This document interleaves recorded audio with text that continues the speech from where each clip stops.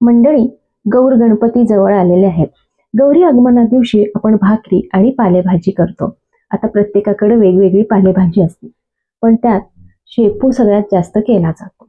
आता तीच शेपूची भाजी कशी करायची ते आपण बघणार आहोत। आमच्याकडे याला शेपूची मुद्दा भाजी किंवा शेपूची गोळा भाजी म्हणतात। गौरी आगमनाच्या दिवशी आमच्याकडे ही केली जाते। खूप चविष्ट अशी ही भाजी होते। तसेच ह्याच्यावर मी आत्ता खाण्यासाठी मस्त लसणाची चुरचुरीत फोडणी सुद्धा केलेली आहे। अगदी सुंदर चविष्ट अशी ही भाजी होते। चला तर मग पटकन रेसिपीला सुरुवात करूया। नमस्कार मंडळी, ऋतुराधा रेसिपीज मध्ये तुमचे मनपूर्वक स्वागत आहे। आता इथे मी एक शेपूची जुडी स्वच्छ निवडून स्वच्छ धुवून घेतलेली आहे। तसेच 1-2 तास भिजवलेले शेंगदाणे आणि 1-2-3 तास भिजवलेली हरभरा डाळ एक साधारण पाव वाटी इथं घेतली। आता आपल्याला हे सगळं शिजवायचंय। कुकरच्या भांड्यामध्ये मी डाळ दाणे घातले आणि निवडलेली शेपू घातली। तसेच किंचित पाणी घालून 1-2 शिट्ट्या करून आपण हे सगळं शिजवून घेऊया। 2 शिट्ट्या झाल्या, कुकर उतरलाय आणि तुम्ही बघू शकता इथं आपला शेपू व्यवस्थित शिजलेला आहे। तसेच डाळ आणि दाणेही शिजले। आता थोडीशी भाजी आपण इथं घोटून घेऊया। व्यवस्थित छान अशी आपली भाजी इथं आपल्याला घोटून घ्यायची। आता आपण फोडणी करायला घेऊ। त्यासाठी एका पॅन मध्ये मी तेल गरम केलं। 1-2 चमचे तेल गरम केलं, त्यात मोहरी घातली। मोहरी तडतडल्यावर थोडीशी हिंग आणि हळद घातलेलं आहे।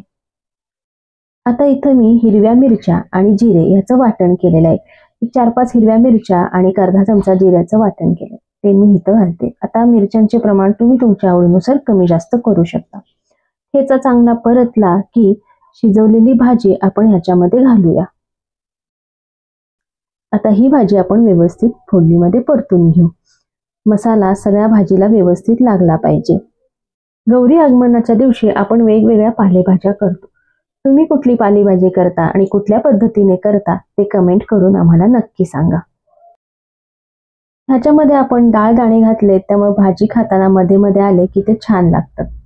आता आपण चवीनुसार मीठ घालायचंय आणि किंचित गूळ घालायचंय। पालेभाजी असले की थोडंसं गूळ घालावं, भाजीला चव छान येते। आता आपण ह्यामध्ये डाळीचं पीठ घालणार आहोत, त्याचा अंदाज घेऊनच मीठ घालायचं आहे।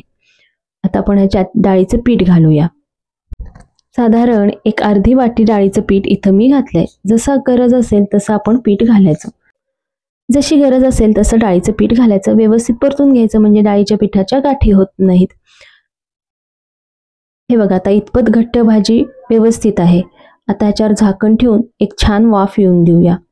बघा, इथं आपली शेपूची मुद्दा भाजी म्हणजे गोळा भाजी झालेली आहे। आता ह्याच्यावर आपण लसणाची कुरकुरीत आणि खमंग फोडणी करणार आहोत। ज्यांना लसूण चालत नाही त्यांनी अशीच भाजी खाल्ली तरी चालते, चविष्ट लागते। आता त्यासाठी मी 2 चमचे तेल गरम केलं, त्यात मोहरी घातली। मोहरी तडतडल्यावर लसूण घालायचं आहे। इथं मी 8 ते 10 पाकळ्या लसणाच्या चांगल्या ठेचून घेतलेल्या आहेत, त्या आपण फोडणीत घालूया। त्याच्यानंतर एक अर्धा चमचा हळद घालायची। आता लसूण छान कुरकुरीत क्रिस्पी होईपर्यंत आपल्याला ही फोडणी करायची आहे आणि ही फोडणी तयार झालेली आहे। आता मी भाकरी घेतली, भाकरीवर भाजी घातलेली आहे आणि त्याच्यावर ही अशी खमंग कुरकुरीत लसणाची फोडणी घेतलेली आहे। ज्यांना नैवेद्याला लसूण चालत नाही त्यांनी अशी नुसती भाकरी भाजी नैवेद्याला करावी आणि ज्यांना लसूण चालतो त्यांनी अशी मस्त कुरकुरीत लसणाची फोडणी वरून द्यावी। भाजी खूप छान लागते। तसं अशीच वरून लसणाची कुरकुरीत फोडणी दिलेली आंबाडीची भाजी पण आम्ही दाखवलेली आहे। ती रेसिपी जर बघितली नसेल तर नक्की बघा, त्याची लिंक मी शेअर करतच आहे। तुम्हाला ही पद्धत कशी वाटली ते आम्हाला कमेंट करून नक्की सांगा। ही रेसिपी आवडली असेल तर व्हिडिओला लाईक आणि शेअर नक्की करा।